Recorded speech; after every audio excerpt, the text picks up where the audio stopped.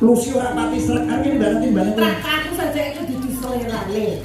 Dudu selerane. Ya ngono ki seorang laki-laki itu seperti itu ya. Ambiyen cinta-cinta ya kalau wis lapas ki yo kepethuk sing anyar wis panggah sepo. Reng. Iya cahayu, ayo munggah kene cahayu kene tak papak kene tak ganti. Carane nuntun wis beda kan. Carane nuntun. Nek aku ditekiwing kaya wong wedhuse. Nek Mbak Tati mesra. Aku ora iso beda-bedake wong ya padha lho ya. Ning asli Reng. Asli. Upama lho padha legane antara Mbak Tati karo Mbak Lucy kuwi milih sapa? Lha kok sumpah tenan Pak. Kok tetep pilih Tati Pak. Oh iya, tetap Mbak Lucy. Kare Mbak Lucy Pak. Ya ora apa-apa to, ya ngono ki lho. Wateke wong lanang ki wis suwi ketemu sing ngono. Tiba mati. Wong iki ya bojoku iki ya bojoku. Senin Selasa Rebo rene, Kamis Jumat Setu rene. Terus minggune nanti. Minggune kok nggo suntik. Iya. Kuwi mesti wis kesel banget kaya wong loro ngene iki. Ya wong loro iki umpamane Monggo Pak Dik, baksanipun Pak Dik. Oh iya, aku tak sak kene ketok ora tak arani. Jadi sapa to wong ayune kaya ngono kok. Dalu Mbak Tati. Cek. Nganggo minggu piye? Nganggo salu. Ndi mekmu? Ter. Sekendal Pak iki. Waduh. Menika kepanggih malih kalian panjenengan Jelar. Raosipun kemawon dos pundi suwantenipun Pak Dik jeneng raos ke? Beda ya, kok sare Mbak Lucy karo Tati. Kok Mbak Tati kok nyes. Nyes wonten Pak. Piye to Kang Mas? Yes. Kang Mas, Kacang Mas. Kakang Mas. Pancen luar biasa kondur awakmu ditresnani karo panjenengane Pak Sigit wong iki dikanthi mrene ana Srigi. Seragi. Ya to lek cedak bocah ayu lho mripate yo malih kira. Maca seragi Srigi. Ayo bisa ya kira ngene iki. Tulungane kok. Coba Mbak Tati gandreng karo gareng. Jadi tekan di Reng. Anggung romarang bandara. Mas, Sayu. injih. Engko malam pertama tak jak neng hotel berbintang. Pundi menika? Ana ing Laladan Ngawi utawa ana ing Laladan Medion. Oh, napa jenenge? Hotel berbintang Cakraningrat. Oh, Cakraningrat. Ana hotel Mas. Apa? Anggota hotel. Ya malam pertama ning kuburan. Mendem kowe iki. Aku kira Ora romantis karo bojo tuwa iki sing ngancani keloro-loro iki yo dimateni to. nyuwun pangestu karo niku. Ngarepe kuburan iki hotel. Ngarepe kuburan iki hotel lho. Lho Pak Iki sing wis tau rono. Hotel apa kan kuburan? Hotel. Mas. Apa? Sesuk nang hotel aku di nei maaf apa to? Ya paling ora supaya nek kulitmu tetep apik iki ya pizza, hamburger, spaghetti. Oh, liyane kuwi terus karo apa meneh, Mas? Ngunjuke mesti ya jus. Jus? Heeh. Unjuk. Iya. Unjuk. Unjuk. Oh beda to. Umben apa? Solar. Yo sio-sio ora. Solar menika bakso ular, Pak. Bakso ular lah kok dijipuk duduhe niku nggih kesehatan apik, Pak. Lah iki anu ular iki diloro budek sembarang-barang kok iso. Lha ya duduhe lho, duduhe. Aja sok meri to. Nyokot iki kowe iki. Kowe bawa ya, Dil? Iya, tak tak jaga-jaga. Iya, genti. Nah, lagi omong, wah, wis gitu ya. Ngono tenan, Pak. Wis Mbak Lucy, apa? Aku ya iso ular.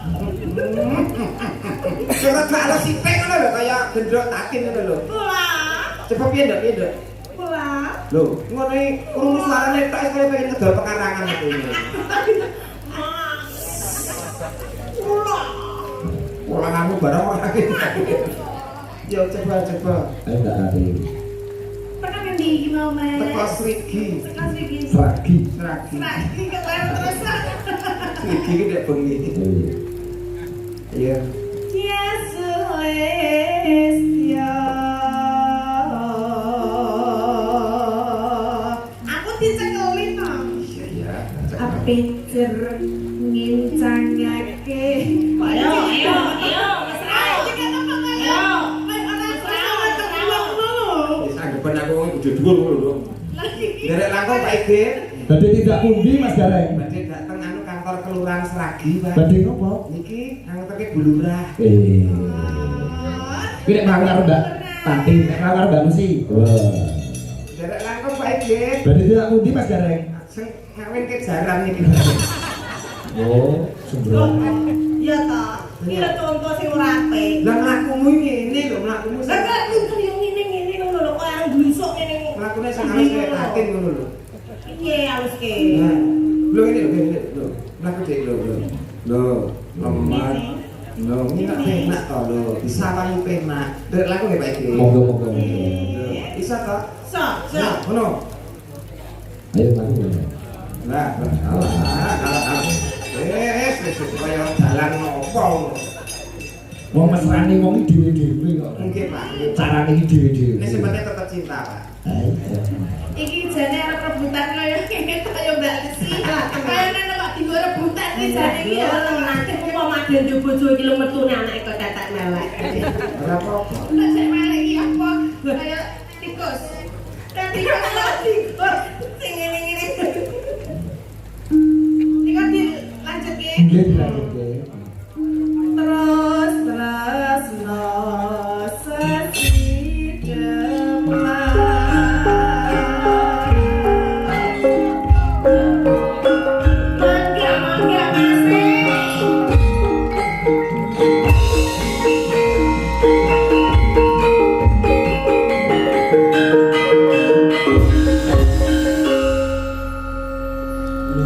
Mangga masih. Luwe becek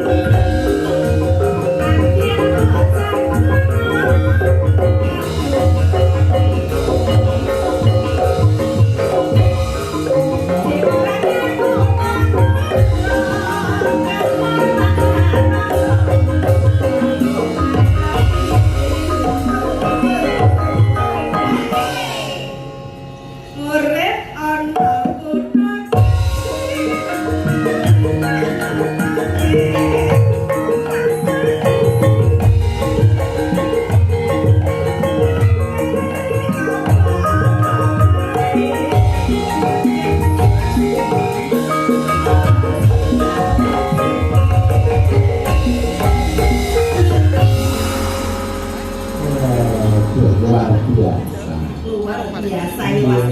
Iya. Wonten Wolos itu bintang. Nuwun sewu Pak Sigit, kula nyuwun fragmen Sri Tanjung. Enten Mas Gareng Pralaut tak tindak lusi. Nggih. Matur nuwun saking sing mbau reksa bali Cakruk Seragi. Nggih. Lebih mani saking Pak Isnani SPD saking Nasdem. Salam kagem perangkat desa Seragi, masyarakat Seragi, seluruh penonton yang hadir. Mugi-mugi nggih dipun bersih desa tak sampingan ridho saking Allah. Masyarakat dulu rukun bahagia sejahtera. Nyuwun pemimpin kalian selendang biru lan jadi. Penganten saking kula matur nuwun makasih, Mbak. Iya. Sing lewat WA yo akeh sing do padha nyimak. Nggih. Kata sangat niki niku mungkin baiko Pak Wadiwan Bu Mujiatin Pak Isna ini Kabupaten Minggat. Oh, mantan Pak Ege. Kirain sinten rumiyin Pak Ege? Nggih, sareng-sareng. Sareng-sareng. Pak Baiko. Nggih, Bapak Isnani. Nggih. Pak Ketua Dewan Pak Haji Dwi Agus Preno. Bu Mujiatin. Monggo-monggo sareng minggah panggung mriki monggo. Monggo Bapak.